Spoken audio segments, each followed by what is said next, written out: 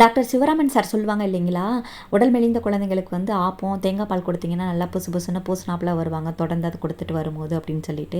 நம்ம குழந்தைகளும் அப்படி தானே இருக்காங்கன்னு இப்போ தான் கொஞ்சம் கொஞ்சம் பழக்கிட்டு வரேன். அவங்க இப்போ நல்லா லைக் பண்ணுறாங்க ஆப்பம், தேங்காய் பால் சாப்பிட்றதுக்கு. அதனால் இன்றைக்கி இட்லிக்கு ஊற போட்டிருந்தேன்னா அது கூடவே சேர்த்து ஆப்பத்துக்கும் ஊற வச்சுருந்தேன். அரைச்சி ரெடி பண்ணி வச்சிடலான்னு சொல்லி ரெடி பண்ணி வச்சாச்சு.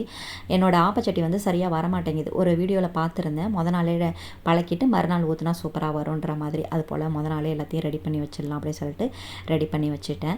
என்ன தான் ஆப்பம் இடியாப்பம் இதுக்கெலாம் வந்து தேங்காய் பால் ஊற்றி சாப்பிட்டாலும் ஃபைனல் டச்சாக வந்து எனக்கு தேங்காய் சட்னி வச்சு சாப்பிட்டா ரொம்ப பிடிக்கும். அதனால் ரெண்டுத்தையும் ரெடி பண்ணிடலான்னு சொல்லி ரெடி பண்ணியாச்சு. சூப்பராக மாவு பொங்கி வந்துருந்துச்சு.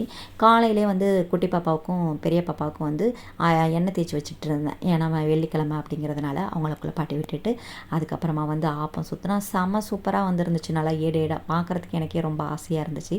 சரி நான் அவங்களுக்கும் வச்சு சாப்பிட கொடுத்துட்டேன். குட்டி பாப்பா அதை சாப்பிட்டுட்டு சூப்பர் அப்படின்னு சொன்னாங்க. எனக்கு ரொம்ப திருப்தியாக இருந்துச்சு.